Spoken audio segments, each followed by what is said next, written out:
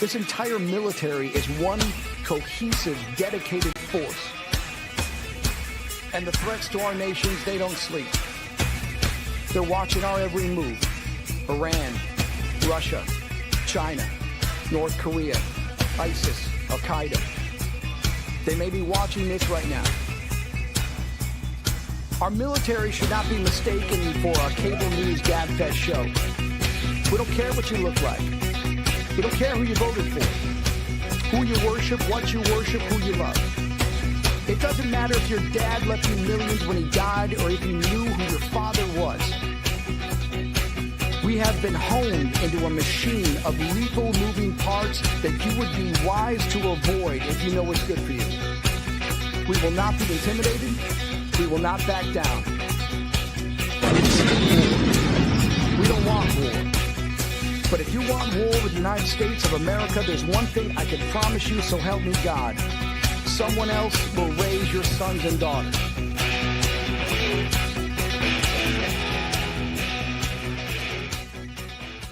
Opinions expressed in this program are those of the speakers and do not necessarily reflect the views or positions of any entities they represent. Find us on the web at mbradio.us.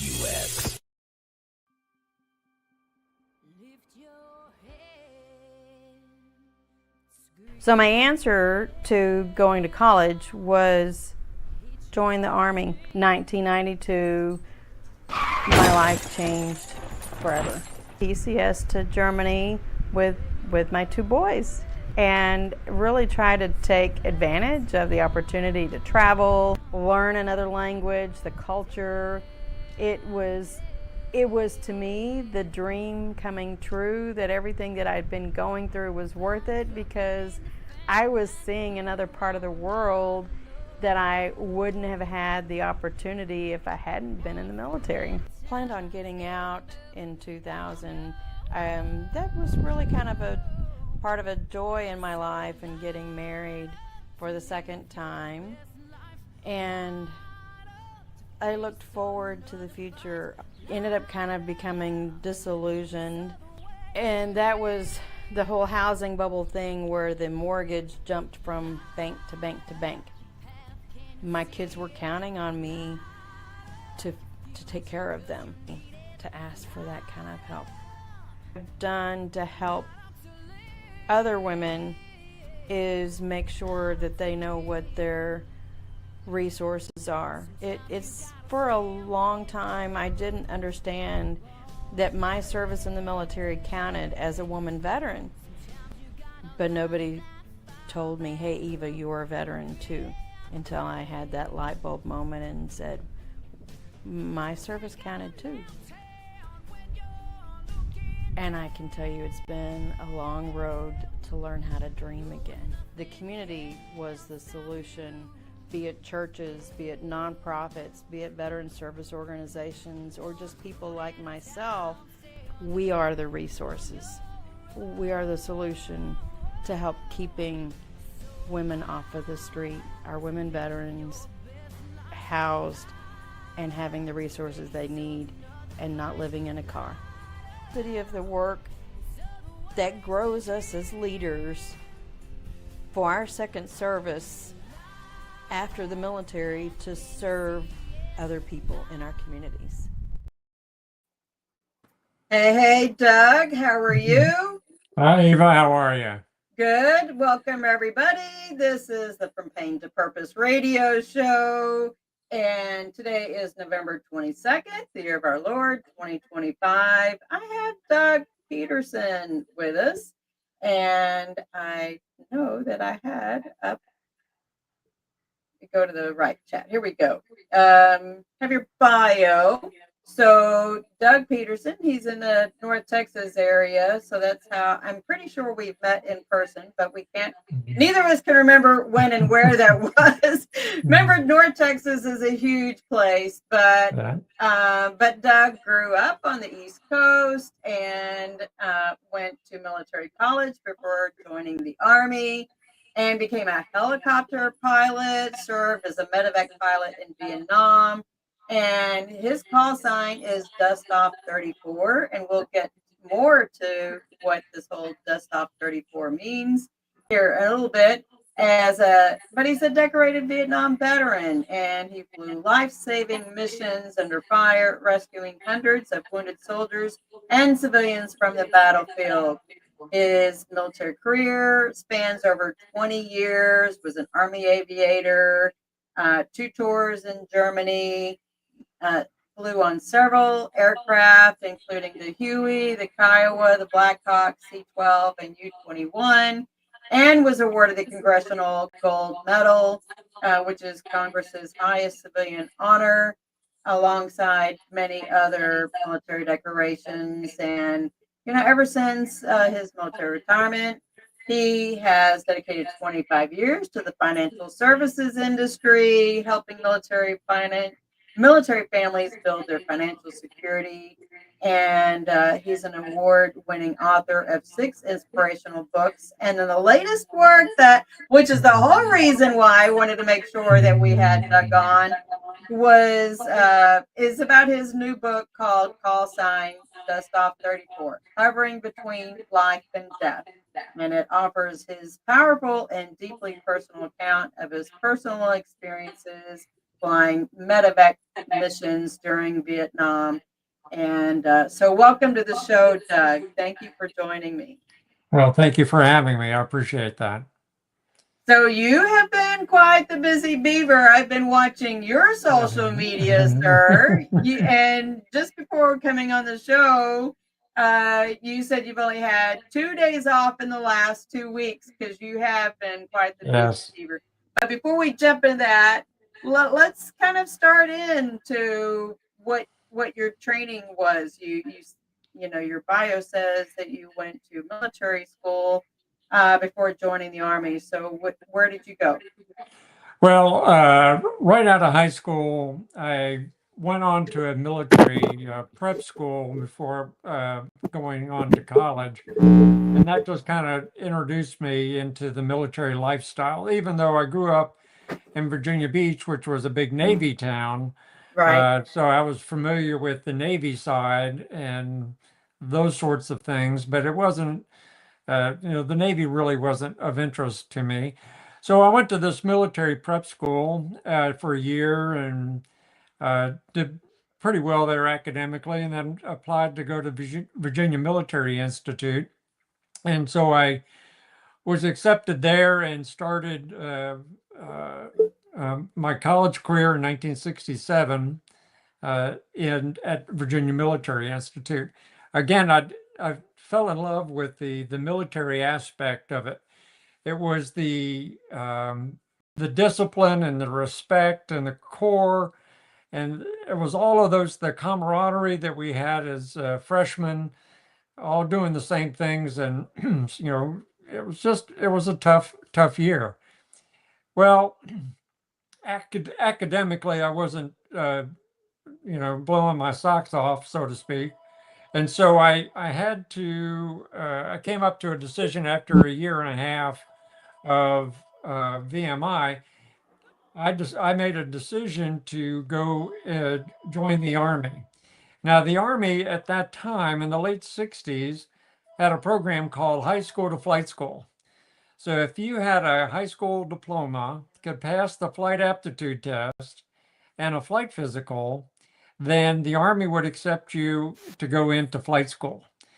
Well, while I was at VMI, we're talking 1967, 1968, things were happening in Vietnam, though I didn't get to see very much of the news. But what little I did see was Tet of 68 in Vietnam was a huge campaign, and it really was significant time during that war.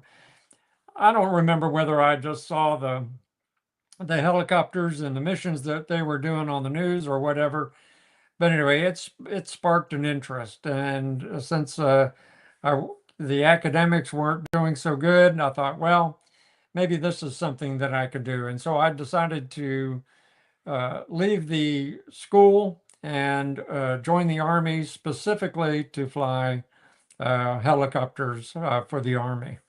So that's how I got to raising my right hand and taking my oath in 1969.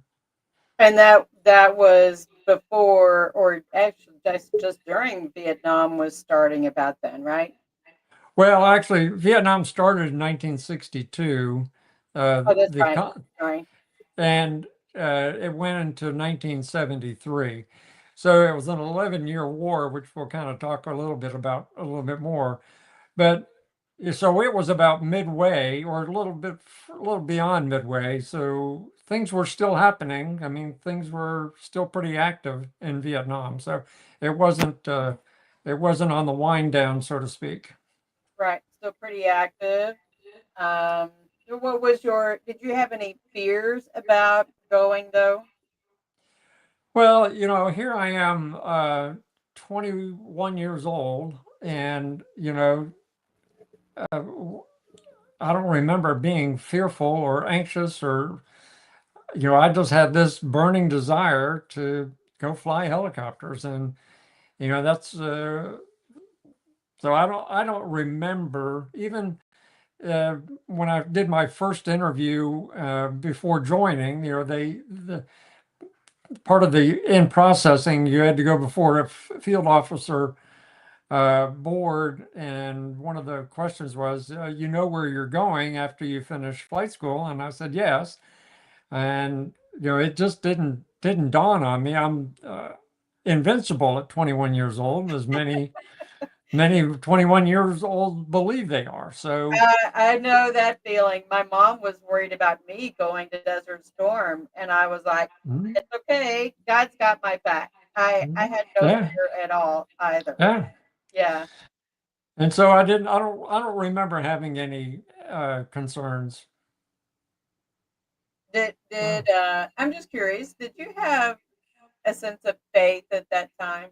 And I know haven't talked about faith before. Uh, I'm surprised well, you just for this topic, but Well, certainly I had a belief in a higher power, which I happen to call God, but I didn't.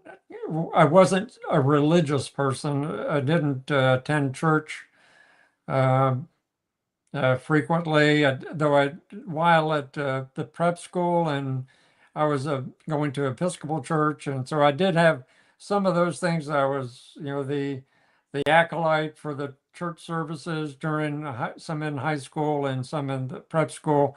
So I did have a belief, and I did have a spiritual component, uh, but I didn't. As I've said at other places, I didn't have a reliance on a higher power. I didn't have I had a belief, but I thought I was just doing fine on my own, right. so to speak. That makes sense. I get it. All right. So, what made you want to write at all? You have 6 books. So, what made you want to write? Well, the first six books, as you mentioned in the bio, had to do with an inspirational message. And each of those messages is really just a daily read for a specific day. The last 3 books were 369 thoughts of the day, so to speak. They were focused primarily on one theme, usually one core value that we would focus on. And this all was perpetuated from my second career after I retired from the Army. I was in the finance services industry, and this company that I was working for had a program started called Higher Ground by a Canadian named Lance Secretan, Dr. Lance Secretan.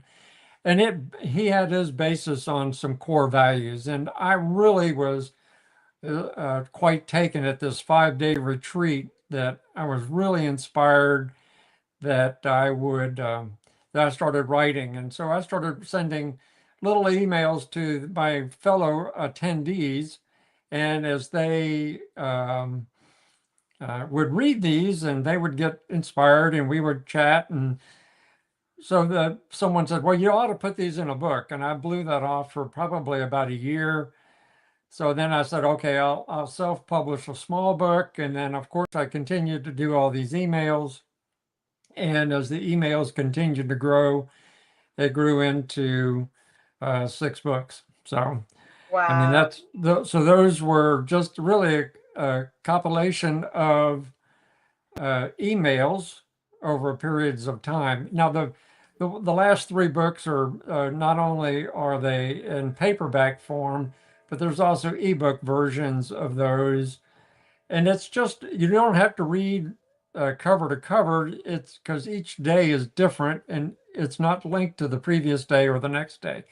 So you can just pick up the book and look for November the 22nd and see whatever it says. And then that's the message of the day. So, Okay. Well, cool. And I did drop your Amazon store that has all of the books. I put mhm. that out there. So for folks, y'all can go look up Doug Petersen and Amazon store, and you got all 7 Yeah, books listed in there.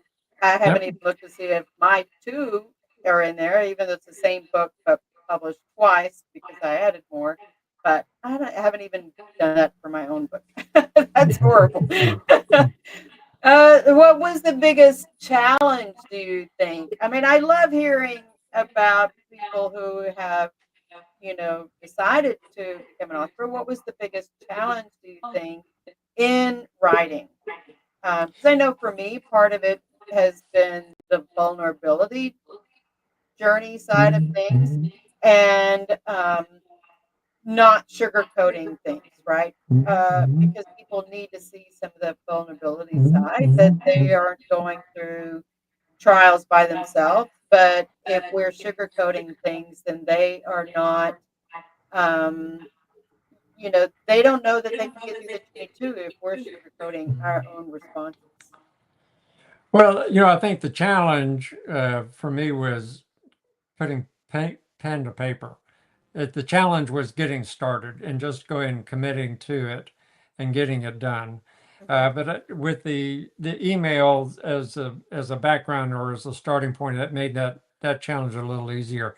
I since these are relatively short, they're only a single page typically. Very few of them go into 2 pages in the book.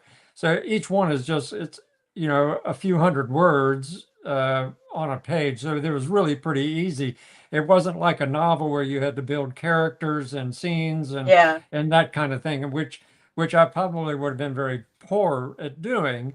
This was just this was just taking a thought, let's say the core value of authenticity, for example, and just building on how we remove our mask to be authentic. We can't pretend to be somebody we're not.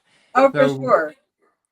but sadly, many of us go around wearing a mask, being someone we're not. When we look inside, we see somebody completely different. So that, I mean, I would explore on those, and those were some of, these were pretty spontaneous when I would write them, and so the grammar and and the spellings are not always perfect, and that's okay. I accept that. Those Some readers haven't accepted that, and that's their problem and not mine. Hey, you were being your authentic self, right? Absolutely, So, yes. yeah, vulnerabilities and all, we make mistakes. And if that's the worst that you do for grammar or misspelling, Yeah. wow, what is it? Even the Bible says, like, he cast the first stone. Okay, well, Hmm. we'll see Yeah. how that flies for folks. Um, all right, so let's move into what's the next part that you want to talk about? Just Well, well, certainly on the military side, because we've kind of jumped into my retirement side. So we go regress back to starting flight school and yeah. that kind of going back over to Fort Polk, Louisiana, is where I took my basic training. Lovely Fort Polk in May is so nice. Uh, I say facetiously. I've Uh, heard. and so going on to Fort Walters, Texas to begin the initial flight training for 5 months. That was really a lot of fun. I mean, you've got I so don't think many. I've heard of Fort Walters. Where is that one at? It's in Mineral Wells, Texas. Okay.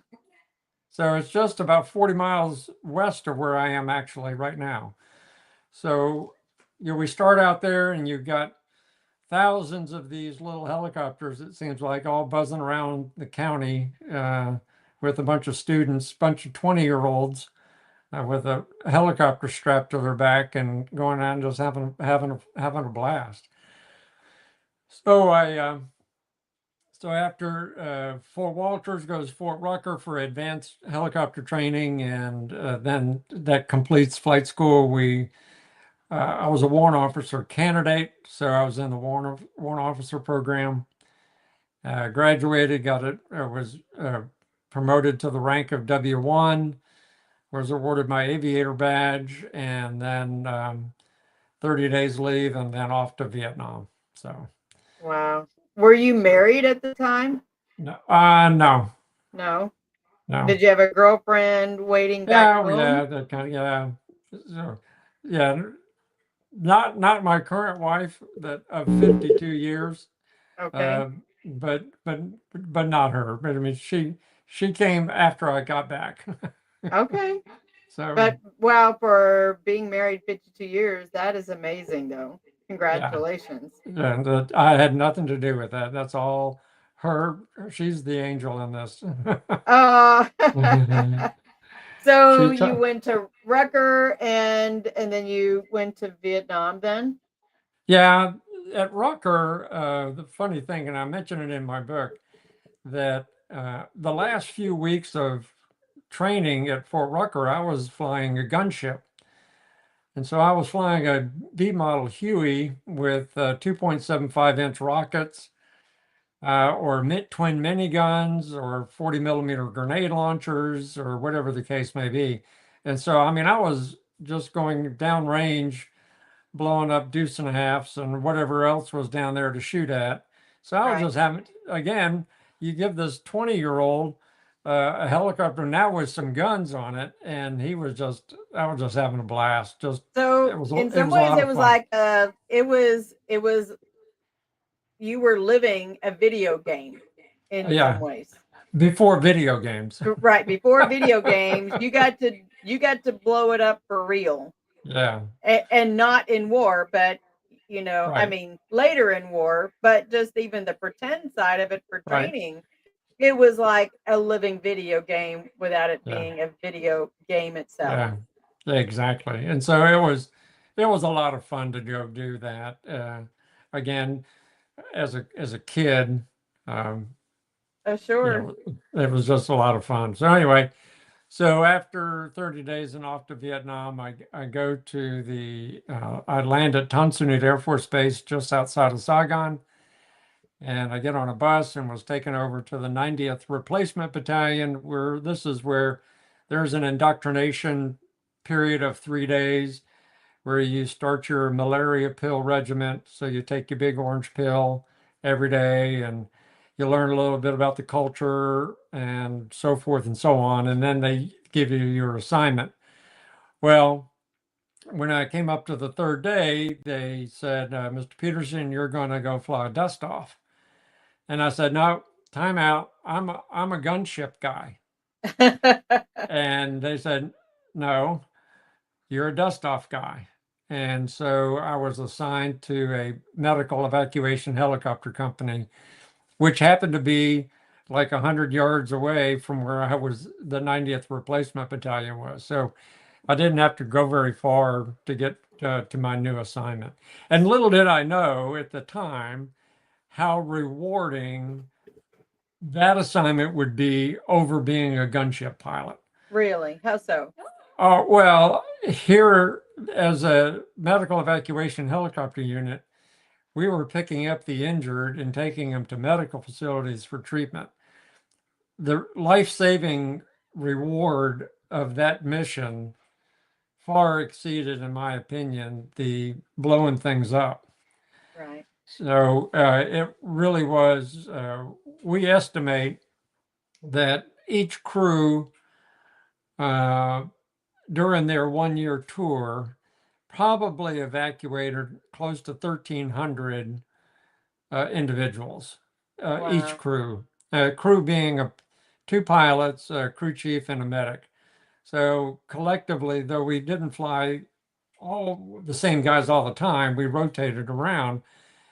We estimate, just based on the number of missions and so forth, that about 1,300 patients would be, each crew would have evacuated, which is significant. But, I want to get into that a little bit more detail a little bit later. Okay. But that's so much more rewarding than the kill count. How many enemy did I kill with my rockets? Oh, right. Because it's So, the whole flip. It's flipping the yeah, narrative. How many yeah, people you're saving yeah, versus the reverse. yeah, Yeah. right. So that was so I say that's why this mission, and I think God had a hand in that. And so I didn't realize it at the time, but certainly I do believe that that was what I was supposed to do. And so Wow. I loved it. That's incredible. So is that what Dustoff means? I mean, explain Yeah. what does Dustoff mean? Okay. Dustoff is a call sign for the aeromedical evacuation helicopters. Uh, Back in the early 60s during the war, missions had specific names to them.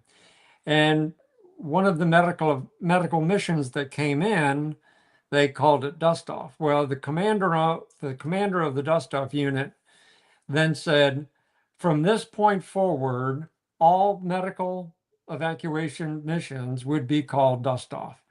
Okay. So, and that is being used today in the active duty Army. They still call the aeromedical evacuation mission Dustoff. Oh. They don't call it medevac. Call it Dustoff. So that name has continued on through from early 60s to where it is today. So the Dustoff was a call sign, and we had, as I mentioned, we had a crew of 4. We had 2 pilots. One of them was designated as the aircraft commander, the person in charge. Mm-hmm. Another co-pilot or pilot, a crew chief, and a medic. Now, since we were a flying ambulance, so to speak, we were not armed, so we didn't have any door guns. Right. We didn't have any rocket pods or any of that sort. I had a 38 revolver, 4-inch barrel, which is ridiculously inaccurate when shooting at anything. But our weapons that we had on board were strictly for the patient's protection. We were only in a defensive mode. Even if we were to see the enemy, we were not permitted to engage the enemy in an offensive manner. Right. It's only in a defensive manner, and this is the Geneva Convention. Yep. So we had these big red and crosses on the sides of our helicopter, and on the nose of the helicopter, and on the bottom of the helicopter, and it was supposed to be that the enemy would see this and know that, well, according to the Geneva Convention, you can't shoot at those red crosses. Well, right. That doesn't mean anything. No. They're excellent aiming points. Yeah, I bet. So that's a great target that you can point your gun at. So obviously we took a lot of injuries. I mean, a lot of enemy fire, only because either they were ignorant of the Geneva Convention or they didn't choose to abide by it. Right. So that was the crew, and that's what we did. I was shot down twice, and so that's we can get into that here in a little bit too. Yeah. So yeah, that's what we were doing. That's what the Dustoff is, and 34 was my call sign. So after I made aircraft commander, after about 3 months, then we selected a number. I was in the 3rd platoon of this company. And so the 3rd platoon then would have designations 1 through 6, or I mean 1 through 9, Mm-hmm. where you would get, or 0 to 9. So I could take one of the available numbers, and Right. my number happened to be 3-4. So I Gotcha. was just off 3-4 from that point on until I left country. So That's so that's an interesting, because in some ways you become a number. You're not Doug or Peterson, right? You are Dustoff 34. How yeah. did, even just that, I'm just wondering, did that make you feel any certain way that you were a number and not, Warrant Officer Peterson? No. Um, I don't know if that's I, a redundant question to ask, but well, no. I mean, I felt proud of that number because if it was one, it showed that I had achieved an aircraft commander status, okay, which means that you're now responsible for the safety of your crew. right. And so um, that kind of gives you a little, you know, a little pride in that. And, and certainly we wouldn't, all the other units, they all had call signs, and we never used any personal names anyway. So Right, right. it was just a way to do that. I didn't ever consider it being derogatory, being not called Peterson or being I mean, we did certainly when we were not flying. This was a call sign that we would only use when we would be When you're flying flying on missions. the Yeah, flying, yeah, yeah. yeah. Okay, that makes sense. Okay. So what's the next part of your story then? Well, there's a number of different things that transpired. I mentioned that I got shot down twice, and I don't recall too much about the first time because I was relatively in the new in country. I wasn't an aircraft commander. I was a Peter pilot. Hmm. I just remember the aircraft commander. We got shot up. The engine was getting ready to quit. We had to land. We had to get out of the helicopter, climb into another helicopter, and be taken back to home base. And so it's really kind of a blur. It really didn't take too much about it. Now, the second time, which I do a TEDx talk down in San Antonio, which is a 6-minute video on YouTube that describes the second time that I was shot down, but I was the aircraft commander on that mission. And it was, as I mentioned in the video, as soon as we started taking enemy fire, uh, the the mission changed. The mission originally was to pick up a wounded American soldier who Hmm. was needed to be taken to a hospital. But as soon as we started taking enemy fire and we started taking hits, the mission changed from it to saving my crew. Right. Now my responsibility changed to making sure that the four of us survived Yeah. and got out. And so that's how that, I mean, it changes in a microsecond. As soon as you start doing that, you have to change your mindset and start doing things a little different. So I talk about it in pretty good detail in the video, in the TED talk, and uh, it gets into it where we landed and we were picked up about an hour later. So we didn't have to do any survival, escape, and evasion.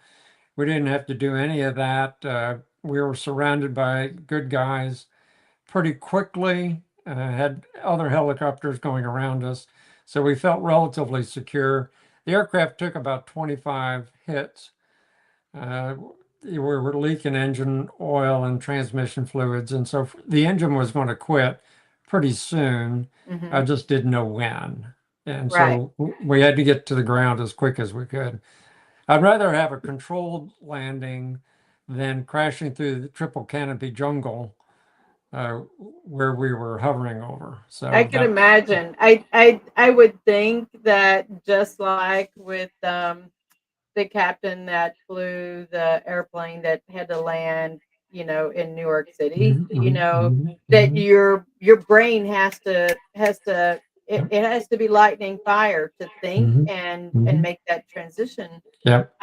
Because it does mean life or death. You can't, all the training in the world, suddenly comes into play, and you've got to be able to pop it in and use it in the appropriate manner to make sure that you take care of not just yourself but everybody else. Right. So, I become familiar with not just the fight or flight, but there's fear and freeze. You have to you have to stay in that fight mode, to be able to get everybody to fly, to the flight mechanism, because you certainly don't want fear to engage or frozen to engage, because that could mean a whole different consequence of everything. And I think that pilots are really good at compartmentalizing things. Mhm. You know, when I said that the mission then changed in an instant, that little, that's now the new compartment.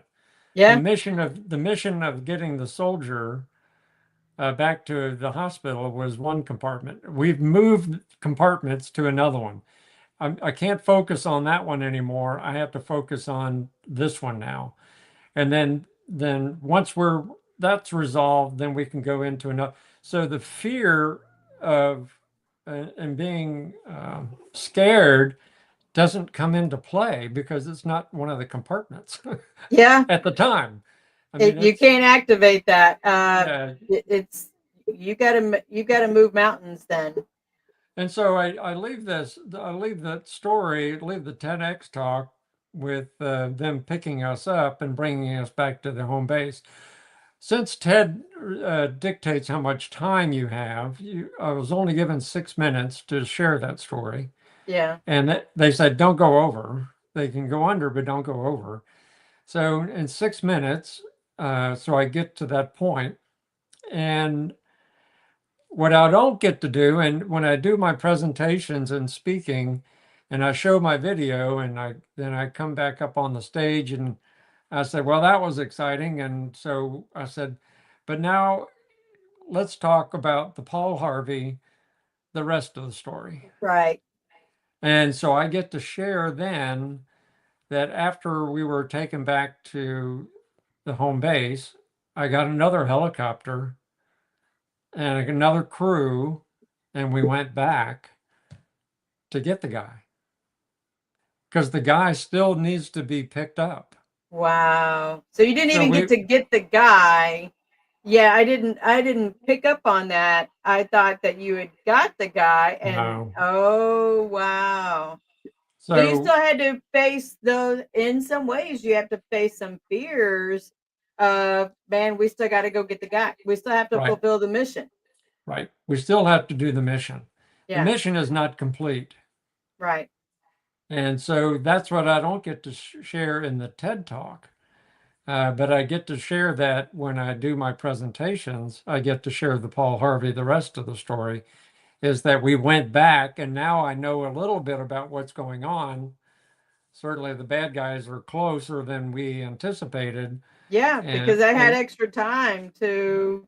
So, but we did it without any other incidents. We picked the guy up, we got him to a hospital, and so forth. So, yeah, that I don't get to share that piece of that story unless I'm giving one of my presentations. So, did you ever get to reconnect with that guy? I have no idea who he is. Oh, that would be wild if you got to do that, though. Well, there is a funny story to that, but before I get to that, we never knew the names or anything about the patients we got on board. Right. Our job was to land, get the injured on board as quickly as we could, and quickly get to a medical facility so they could be treated. They didn't know who we were, and we don't know who they are. Yeah. which is sad. I was recently at the Vietnam Memorial, the wall. Mhm. And when I was at the wall this time, I was there on Friday or Thursday of last week. And I was looking at two of my flight school classmates who are on the wall that didn't come home. But I looked at the names. It's a very tall panel, and all these names are there. And it didn't dawn, and I've been to the wall a number of times, but it dawned on me this time that the names that were behind me are, there's some on there that flew in my helicopter. Yeah. I don't know who they are, and they don't know Right. who I was.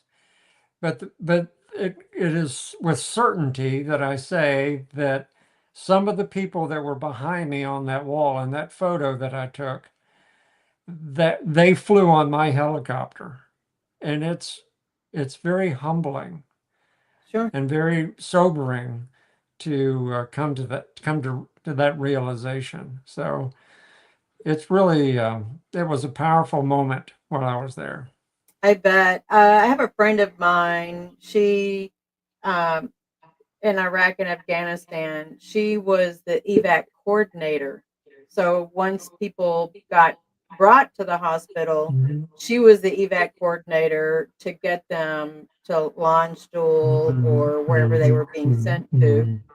And she has a certain, I think, a certain amount of PTS from that, just Sure. knowing that churn of people that she was responsible for and not necessarily knowing the results of Right. the efforts. I Right. could imagine that's probably a certain amount of some of what you have felt too. That you just don't Yeah. know the rest of the Paul Harvey story on their stories. Right. Yeah. Does does that leave you with, some of that, the, I want to say, mental, emotional, and spiritual pain side that, even so many years later, that Mhm. how do you deal with recognizing that connection and being able to help somebody else? Well, certainly even though the pilots are up front and Mm-hmm. their job is to safely maneuver the aircraft from the pickup zone to a medical facility. I mean, that was our part of our job. But when you look back into the cargo area where the medics and the crew chiefs are working, trying to save these lives of soldiers that don't have legs, or they don't have an arm, or they half their face is gone, or whatever the case may, you cannot erase that memory. Yeah. I mean, that is something that is the atrocities and the horror of war we got to witness. It was just gut wrenching to see that. And, I don't know that I appreciated what we were doing at that time as much as I do today, Yeah. because I've certainly matured over periods of time. But that impact and seeing that, and certainly carried on through some mental anguishes upon coming back to the States. No, I didn't, you know, PTS was not even an acronym Yeah. from Vietnam. Yeah. I've Uh, heard there, battle fatigue and, yeah, any number of whatever. other names. Yeah, Yeah. World War II had shell shock. I mean, Yeah. that was their uh, type thing from seeing that kind of mental situation. But Vietnam PTS had not surfaced until later in conflicts in Iraq, Iran, and Afghanistan, and so forth. So that's when really the PTS really came up. Did the Vietnam veterans suffer PTS? Absolutely. Absolutely. My uncle was in Vietnam. He came back physically, but mentally he was, apparently Yeah. not the same person. Right. He pretty much lived his life as what I knew as a hobo. He was a homeless veteran. And I think I was the last person that saw him, but I didn't know that it was him in Austin. And he froze to death in Austin. He was living in his car, but he had I had. But this was before I was leaving to go active duty to join and go to Saudi.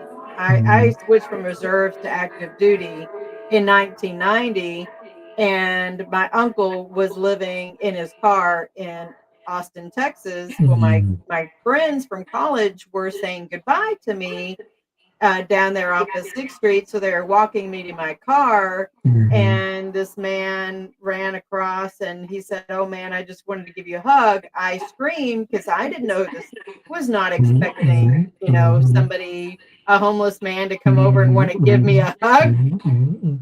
So that, Right. but I remember I remember growing up that he would come to my parents' house, and mom would wash his clothes, dad would help him get it cleaned up, mom would, cut his hair, shave him and everything, and he'd last a couple of weeks and then he would hit the road again.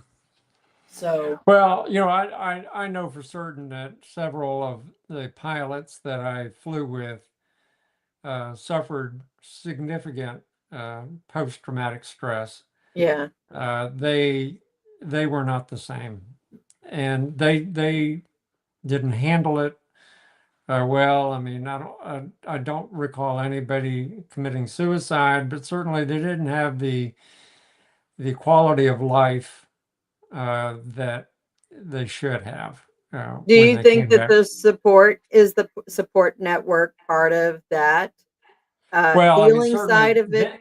then that we didn't have it. Yeah, but family, or they weren't? Well, I mean, I don't know. I can't speak to the family situation, but Yeah, I just know that when I've seen them before, I mean, when I've seen them after we got back and heard stories from others that who knew them, they were just not the same person, and it's sad. I don't Uh, know that anybody, even probably with my going to Desert Storm, even though it was such a significantly shorter war, I don't know that any of us come back the same, you know. I mean, even yeah, physically, I didn't come back the same because we right. had all the Gulf War injury stuff that we have, endured since then. Well, I can say that I did not get injured physically So that's a during my blessing. time. Yeah, I Yeah. mean, certainly they had the opportunity, but I wasn't wounded at all. So I take that all day long. Oh, for sure. Yeah. But one of the other things that I want to mention, we talked briefly about the Congressional Gold Medal Yes. that was recently awarded, and I had a role in that, and I want to just kind of share some thoughts on that. Okay. Uh, so as I mentioned, the Vietnam War was 11 years long. Right. And during that 11 years, there were about 1,400 pilots. So, and there were about 2,000 crew chiefs and medics. So the total medevac or Dustoff group was about 3,400 spread out over 11 years. Of the pilots, there were 90 were killed and 380 were injured out of the 1,400. Not bad Of odds if I'm just thinking math wise, that's that yeah, they've done pretty well. and then the crew chiefs and medics, about a 33% uh, were killed or injured. So we're talking 650 out of the 2,000. But so the medical evacuation or dust off was a single ship all by themselves. They didn't have anybody flying with them. There was just one helicopter, one crew, day, night, good weather, bad weather, didn't make any difference, out there trying to save lives. Mm. And so that's what we were doing. And so during this 11-year period that we flew 496,000 Dustoff missions. Wow. The 3,400, keep that number in mind, the 3,400 flew nearly 500,000 missions. Wow. Of the 500,000 missions, we evacuated 900,000 patients. Almost a million. Okay, 3,400, 900,000. So the point that I make with that and stress with this ratio of 3,400 versus 900, you think that that's a significant impact. But what I've done before, and I'll tie this back in a minute to the Congressional Gold Medal. Of the 900,000, let's just focus on one of those guys that came home. Mm-hmm. He got to have a family. Right. Who had a family. Yep. So the 3,400 didn't just impact 900,000. The 3,400 impacted multi-millions. Yeah. And it's just not Americans. It's the Koreans that because the Koreans were in there with us. The Australians, the New Zealanders, the Vietnamese, the Vietnamese civilians, the enemy, the North Vietnamese army, we picked up. So it's a wide, broad spectrum of multi-millions that are now walking around today because of something the 3,400 did. So the Congressional Gold Medal is we already talked about it, was the highest civilian award Congress can bestow on an individual or a group of individuals. And Senator John Cornyn of Texas had introduced the bill into the Senate about 9 years ago. And after he went in there, it immediately went to committee. And in order to come out of committee, you had to have 2/3 co-sponsors. Well, it would never get any support. We couldn't get it out of committee. So it languished in Congress for 9 years. Then the Vietnam Dustoff Association, which I am a board member of, we said, what can we do to help this for the 3,400? Right. What can we do? And so we got together about a group of about 13 of us, and we said, what can we do? And so we contacted, or our leadership contacted, a law firm in Washington, and we said, we need your help to get this Congressional Gold Medal. Are you willing to do that on a pro bono basis? And they said yes. And so a group of about 12 or 13 of us flew to Washington on our own dime, and with this law firm, walked the halls of Congress, generating support for this bill. So we did that 2 years ago in November of 2 years back. And so we started out with 90 in the House. And by the time we're finished, we were about 115. So we needed 266 Yeah. to get it out of committee. So then we went back again in March, and we did the same thing. We walked the halls of Congress, and I shared that story of that one individual and having a family and all that. And so finally, Because they're all constituents across the country. They got to think about it. They're all constituents. So we made the third trip in June of last year. And finally, we were able to get the Senate to move it out of, got enough co-sponsors in the Senate side to move it out of committee and then onto the floor to be passed. Then we needed the House. And so we were still short in the House, and we continued to work. And once we came back from Washington, we would do emails and phone calls and so forth. So in September of last year, the president signed into law the Dustoff crew members of the Vietnam War Congressional Gold Medal Act, which means that every Dustoff and medevac crew member is now a recipient of the Congressional Gold Medal. That's awesome. So that is pretty awesome. So what does that mean? So now that's been 15 months ago. The U.S. Mint has yet to design the coin. So we're waiting on the Mint to finish designing the coin, and we expect that to be first quarter of next year.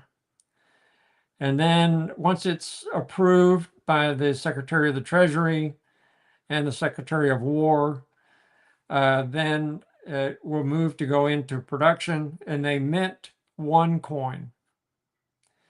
So this one medal, one coin, will go into the museum down at Fort Sam Houston, Texas, in San Antonio. And then probably first quarter of 27, there will be some ceremony in the Capitol recognizing the Dustoff crew members. But it takes that long for it to give. Now, we are not given one of these coins. Even though we're in the group, if we want one, we can purchase one, a replica of it, for $200. Wow. And so that's not cheap by any means. no, I mean, certainly I will purchase one as soon as one becomes available. Oh, for sure. But that's just the sad part of this. And of the 3,400 that we talk about, we estimate there's about 800 still living. The rest are not living with us anymore, and we're losing them, daily, or it seems like. So Right. Well, that's a great number still left, though. But we do need to start closing up, and I have I wanted to quickly share the screen so people can see your new book that is out, and it's Dustoff 34. The link is out there also in the chat. I will make sure I share that link out, after the show as well. And I have another image. I have some guests coming up and wanted to be able to cover that. For some reason, I'm working on my laptop, guys, so I will get that shared out. I had some technical issues before the show. Everything just was, I'm still recovering from being out of town last week, but and I have an echo for some reason too. So my son, Joshua Bailey, is going to be a guest on my show next week. He's my second oldest son. On the 29th, it is also his birthday. And his dad was a veteran as well. He's no longer with us and since 2014, but I wanted to get him on. I have a number of other great guests that are coming on as well. Joe Bulldog Adcox on December 6th, David Morrow on December 13th. And I'm having a brain cramp. I know I have a guest on the 20th, and for some reason I'm brain cramping. Brian Sims is December 27th, Samantha Jean Jasso, January 3rd, and January 10th is Gerald Bennett and Ricky Ritchie. So I have a lot of great guests coming up. And so anyways, thank you so much for joining me, Doug. And happy to do it. Thank you. Yeah, we'll be getting all the links shared out for everybody, and you have a very happy Thanksgiving too. You as well. Thank you very much. All right. Thank you. Ladies and gentlemen, thank you for tuning in to Military Broadcast Radio. As we wrap up today's show, We want to remind you that the podcast of today's episode will be available right after we go off the air. So if you missed any part of the show or want to listen again, be sure to check it out. And remember, we're here to support and honor our veterans. Your stories and experiences matter, and we are committed to giving you a platform to share them. That's right. We're here to give our veterans a voice. So don't forget to catch the podcast and stay connected with us. Giving our veterans a voice.